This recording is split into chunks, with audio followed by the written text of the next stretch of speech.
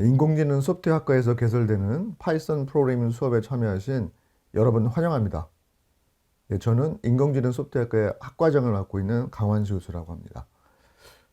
저의 연구실은 2호관 706호이고 이메일 주소는 hs강@동양.ac.kr입니다. 저의 강의 자료는 GitHub 홈페이지에도 올릴 예정입니다. 다음에 명시한 GitHub 홈페이지를 활용해 주시기 바랍니다. 본 강좌의 컨텐츠는 인공지능 소프트웨어학과의 정규 강좌인 파이썬 프로그래밍 강좌에 활용할 예정이고요. 또한 그 비정규 강좌인 단기 교육 프로그램에도 활용할 예정입니다. 자, 본 파이썬 프로그래밍 강좌의 교재를 소개해 드리고자 합니다.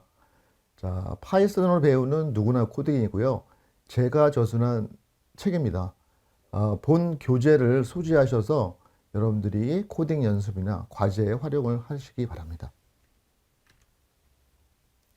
자, 오늘 수업의 학습 계획과 학습 목표를 말씀드리겠습니다.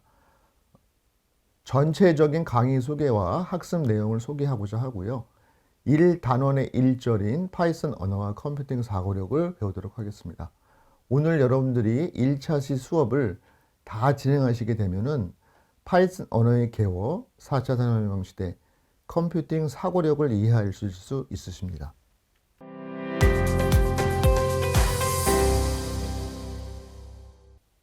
전체적인 파이썬 프로그램의 강의 소개를 해드리고자 합니다. 파이썬 언어의 전반적인 문법을 학습할 예정입니다. 특히 파이썬의 대표적인 자료형인 리스트, 튜플, 딕셔너리, 집합에 대해서는 상세하게 학습하도록 하겠습니다. 자, 프로그램을 사용하게 되면 여러분이 모든 내용들을 코딩하지는 않습니다. 이미 전문가가 만들어진 프로그래밍 라이브러리를 많이 활용하게 됩니다. 이 라이브러리라는 용어는 프로그래밍 용어에서는 아주 일반화된 용어입니다. 다만 우리가 배우는 파이썬 내부에서는 이 라이브러리를 모듈과 패키지로 제공을 합니다. 그래서 모듈이 무엇인지 또 이 모듈의 모임 구성인 패키지가 무엇인지를 알아보고 이를 설치하는 방법도 알아보도록 하겠습니다. 자, 우리가 본 강좌를 통해서 기본적인 파이썬 프로그램을 학습을 하게 되면 여러분이 향후에 데이터 분석과 같은 과목을 학습하게 됩니다. 이러한 과목에서 전문적 데이터 분석 프로그램을 위한 넘파이라든가 판다스라든가 매플로릭과 같은 라이브러리를 활용하게 됩니다. 또한 신경망 프로그래밍, 그다음에 딥러닝과 같은 과목을 학습할 때는 또 scikit-learn, 텐서플로우와 같은 라이브러리를 학습을 하게 됩니다. 이러한 라이브러리를 자유자재로 다루기 위해서는 본 강좌인 파이썬 프로그램에서 전반적인 문법 학습을 여러분이 학습을 하시게 되면은 매우 쉬운 학습이 될 것이라고 예상이 됩니다. 자, 우리가 사용하는 교재의 전체적인 내용 구성을 살펴보도록 하겠습니다. 본 교재의 단원은 여러 개의 섹션으로 구성이 되어 있습니다. 하나의 섹션은 문법 내용과 여러 개의 코딩 실습 예제를 담고 있으며 중간중간에 여러분이 이해를 했는지를 체크해 줄 수 있는 중간 점검을 포함하고 있습니다. 또한 그 단원 마지막에는 여러분이 코딩을 직접 보시고 코딩을 해볼 수 있는 프로젝트 랩이 한 두세 개 구성되어 있고요. 그 다음에 간단한 문제와 빈 가로를 메우는 문제든가 이런 문제들이 있는 학습 내용 점검이 있습니다. 그리고 한 6개에서 한 10개 정도의 프로그래밍 문제가 있습니다. 도전 프로그래밍 문제를 여러분들이 풀어보신다고 한다면 그 교재의 이해도를 충분히 파악하실 수가 있을 것입니다. 저는 그 학습 내용 점검과 도전 프로그램이라는 이 부분에서 과제 형식으로 여러분을 제출을 해줄 예정이니 여러분이 교재를 보시고 성실히 과제를 수행해 주셨으면 감사하겠습니다. 자, 오늘 1차 시에는 단원 1에 파이썬 언어와 컴퓨팅 사고력을 학습하시고요. 2차 시에는 파이썬 설치와 파이썬 쉘 실행에 대해서 알아보도록 하겠습니다. 그리고 1단원의 마지막 교시인 3차 시에는 4차 산업혁명 시대에 필요한 파이썬에 대해서 이론적인 내용을 학습하도록 하겠습니다.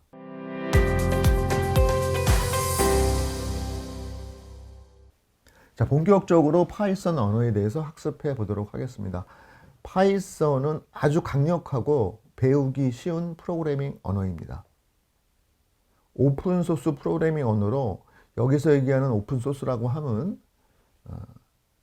프로그램을 개발한 모든 내용이 공개되어 있다는 점과 이 파이썬을 개발하기 위한 개발 환경을 무료로 사용할 수 있다는 개념입니다. 물론 이 오픈소스라고 하는 개념 자체가 아주 쉬운 개념은 아니지만 이 정도로 이해하시고 넘어가시면 좋을 것 같습니다. 파이썬 언어는 1991년 유럽 네덜란드의 귀도 반 로썸이라는 사람이 개발을 하였습니다. 여기 나오는 이 분이 귀도 반 로썸이신데요. 이분이 설에 의하면 1990년 12월에 하도 좀 무료해서 언어를 하나 개발하겠다라고 하는 개발하는 언어가 파이썬이라고 합니다. 우리 같은 범인들은 이해할 수 없는 내용이긴 한데요. 나름 이분도 천재이실 겁니다. 현재는 비영리 단체인 파이썬 소프트웨어 재단에서 관리를 하고 있습니다.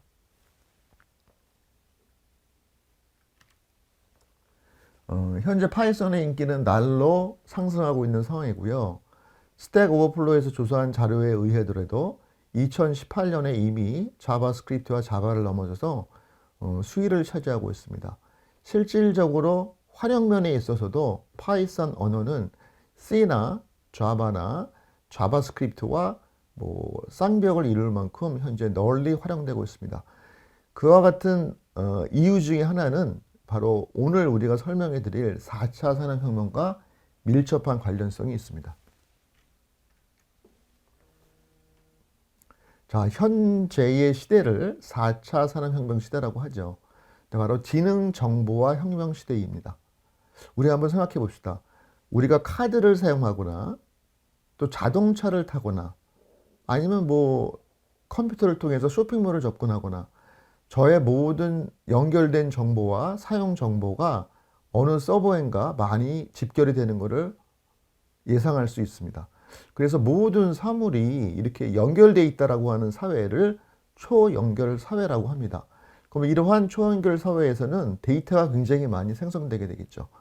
자, 우리가 매일 아침 저녁에 타는 대중교통, 지하철이나 버스에서 이 과금을 하는 카드의 데이터라고 하는 것도 엄청날 겁니다. 이런 빅데이터를 모집한 회사는 이거를 기존 산업과 활용을 해 인공지능이라든가 클라우딩, 이 첨단 기술을 활용해서 여러 산업 분야에 활용할 수가 있겠죠.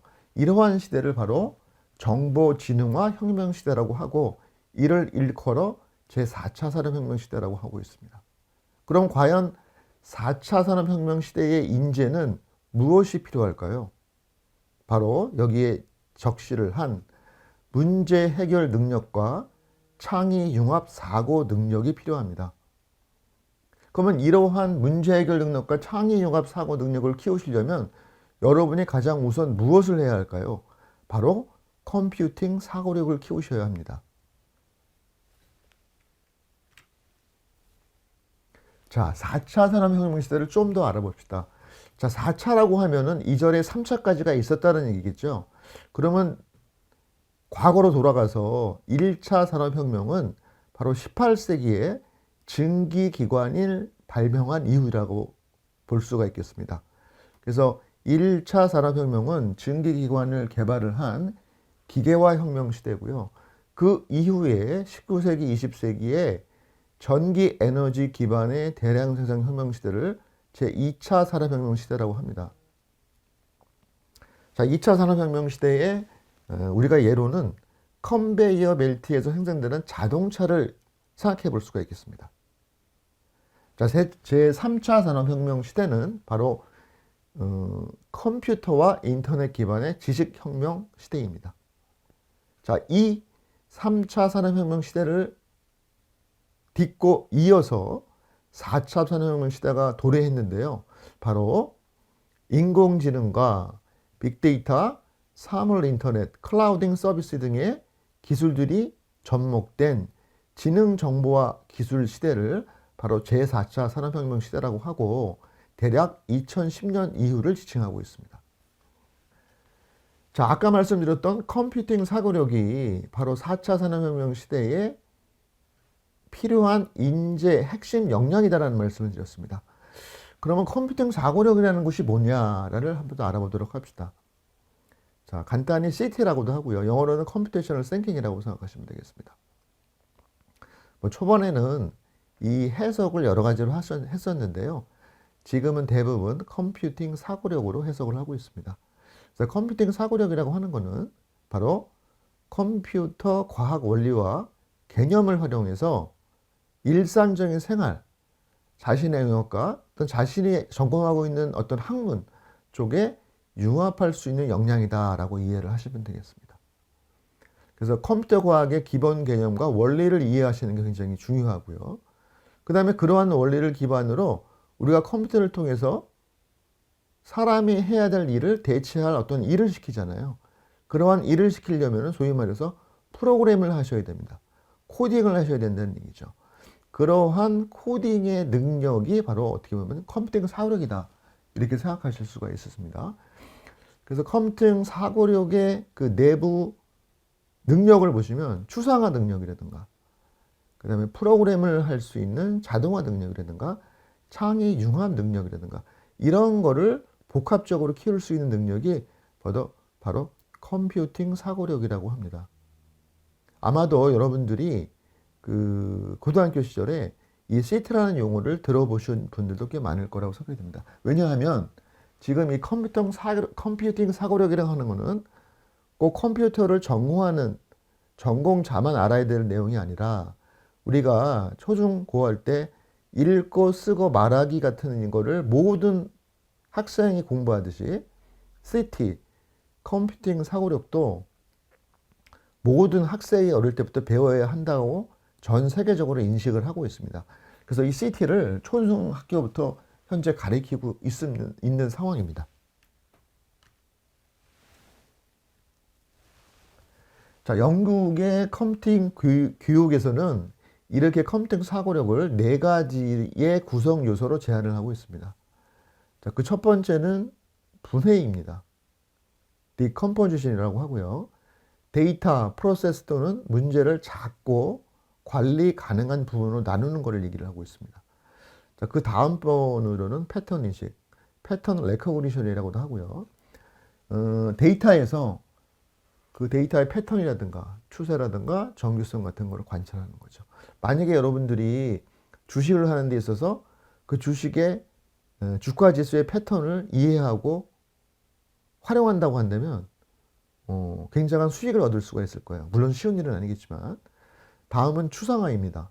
abstraction이라고 하고요. 자, 패턴을 생성하는 일반 원칙을 규정하는 겁니다. 뭐 일반화를 만드는 거죠. 그래서 추상화라고 하는 이 관점은 쉬운 관점은 아니지만 우리가 이제 이 컴퓨터를 배우게 되면 매번 나오는 용어이기 때문에 한번 지속적으로 한번 이해해 보도록 해봅시다. 다음은 알고리즘 설계입니다. 자, 우리가 해결할 문제를 단계별 지침을 잘 기술해서 설계하는 것을 알고리즘 설계라고 하고 있습니다. 자, 컴퓨팅 사고력 구성 요소를 좀 더 이해하기 위해서 도식화를 좀 봤는데요.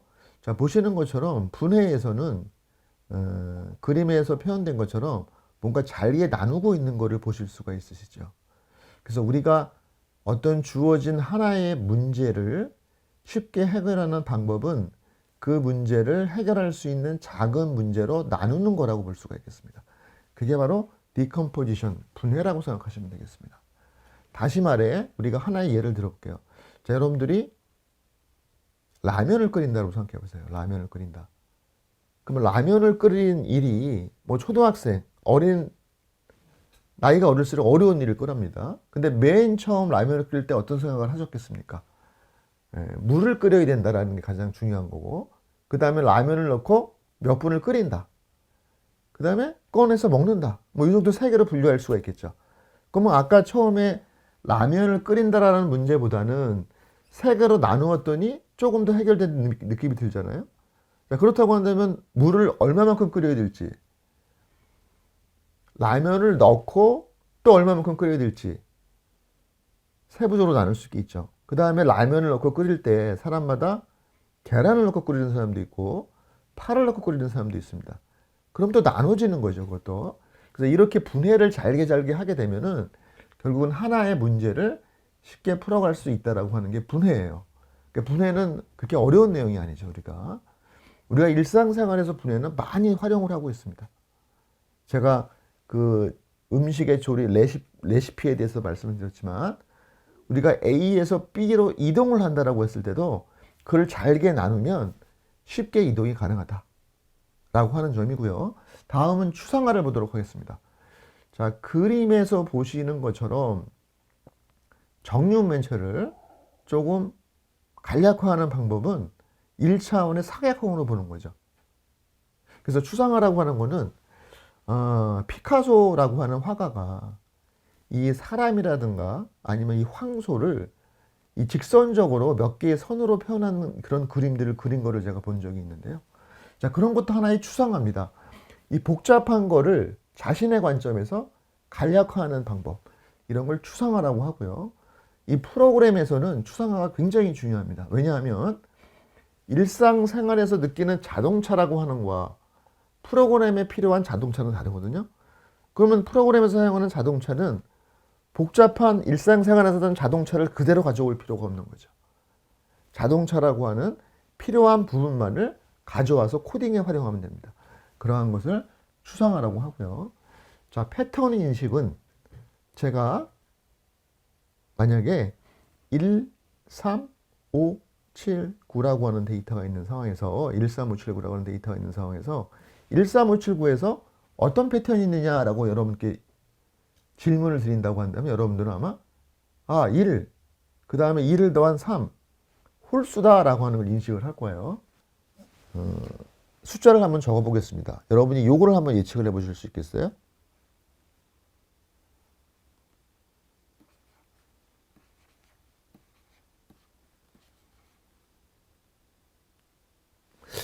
요거는 뭘까요?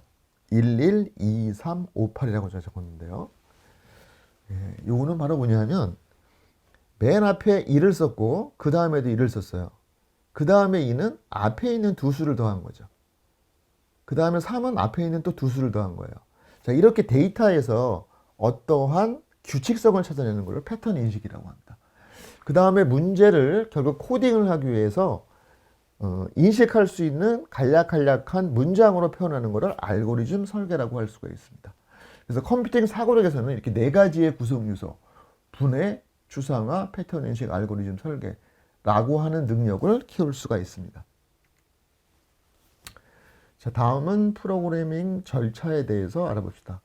자, 프로그래밍을 하는 절차는 네 가지로 나누어 볼 수가 있는데요.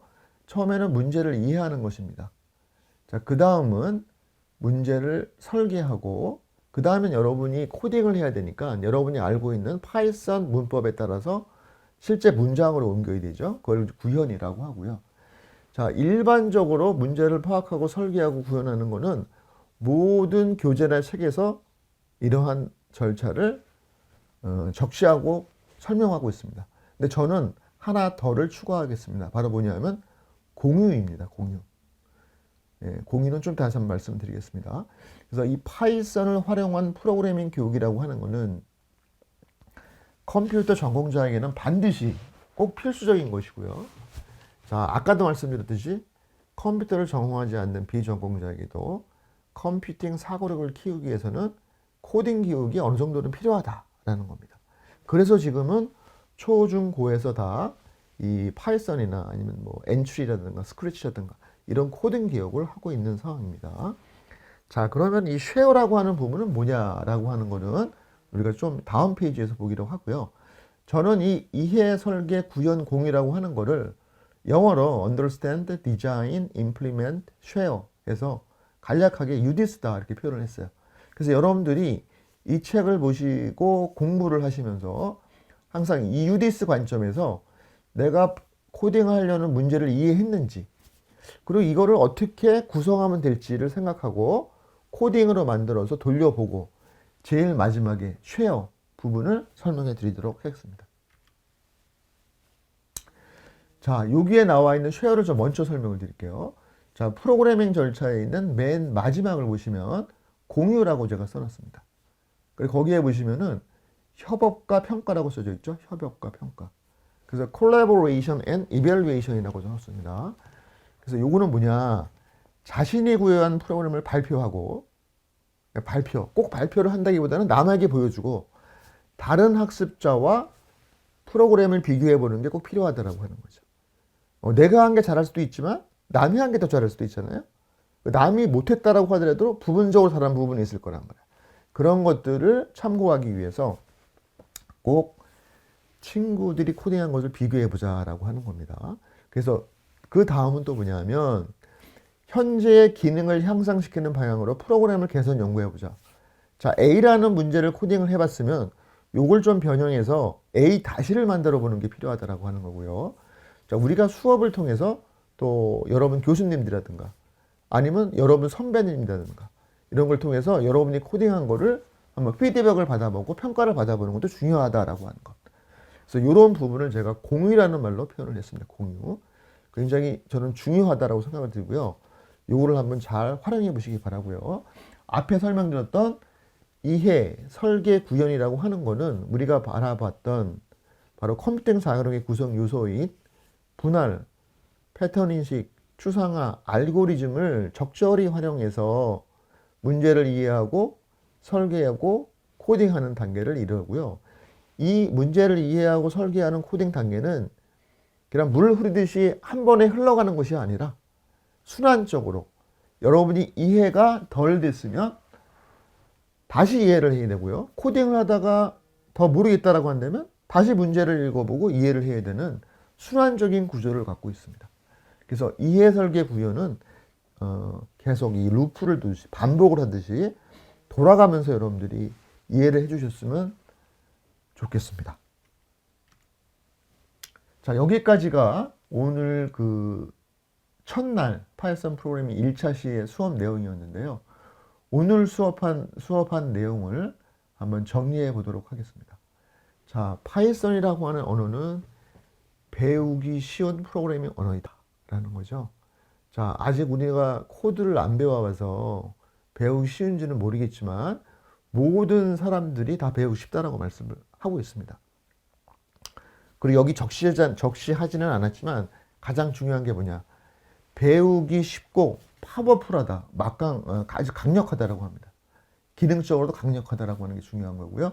그 다음에 오픈소스다.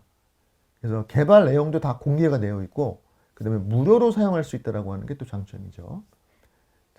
제4차 산업혁명 시대에 필요한 언어가 파이썬 언어고, 4차 산업혁명 시대라고 하는 거는 모든 사물이 연결된 초연결 사회고, 이 초연결 사회의 모든 사물로부터 나오는 데이터를 활용해서 기존 사업과 융합하고 최신 기술인 인공지능, 클라우딩, 이러한 첨단 기술과 결합되어 새로운 기술과 산업을 창조해내는 정보지능화 혁명 시대가 바로 4차 산업혁명 시대입니다. 자, 이러한 4차 산업혁명 시대에 가장 필요한 핵심 역량 중에 하나가 컴퓨팅 사고력이고요. 이 컴퓨팅 사고력의 구성 요소를 살펴보면 분해, 패턴 인식, 추상화, 알고리즘 설계를 드릴 수가 있겠습니다. 그래서 컴퓨팅 사고력은 여러분이 너무 어렵게 이해할 필요는 없으십니다. 지금까지 사용했던 컴퓨팅의 사용법이라든가 조금 더 나아가 여러분이 프로그래밍 언어를 하나 알아서 그 프로그래밍 언어를 코딩하는 능력을 키우시게 되면 자연스럽게 그 안에서 분해, 패턴 인식, 추상화, 알고리즘 이러한 기술의 단계를 익히게 된다라고 하는 게 바로 컴퓨팅 사고력의 핵심입니다. 그래서 우리가 이 코딩 교육을 하는 가장 핵심적인 이유가 바로 이 컴퓨팅 사고력, CT를 키우기 위해서예요.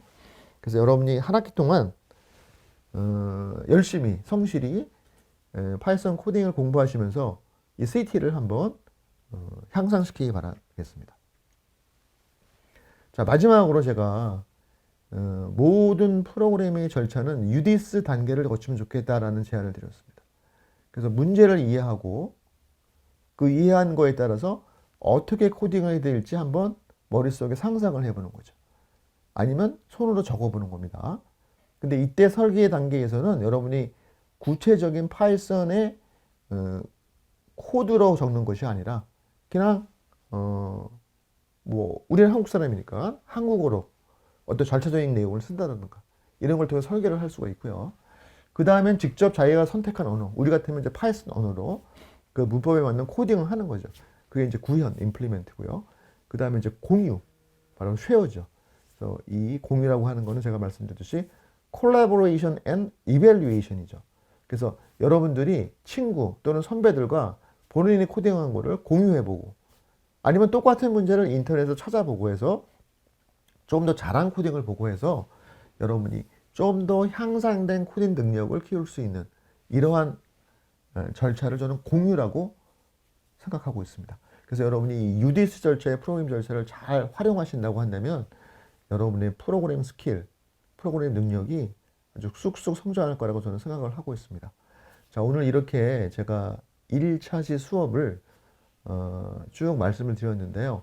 사실은 이 1교시의 수업이 가장 어렵습니다. 왜냐하면 어떤 세부적인 내용을 공부한다기보다는 우리가 한 학기 또는 단기 프로그램 교육 동안 배워야 될 내용들을 전체적으로 포괄하고 있기 때문에 용어라든가 이런 게 좀 어려울 수는 있습니다. 하지만 이러한 용어들을 앞으로 계속 지속적으로 우리가 학습하고 나올 것입니다. 너무 걱정하지 마시고요. 여러분 수고 많으셨습니다. 이렇게 1차시 수업을 마치도록 하겠습니다. 감사합니다.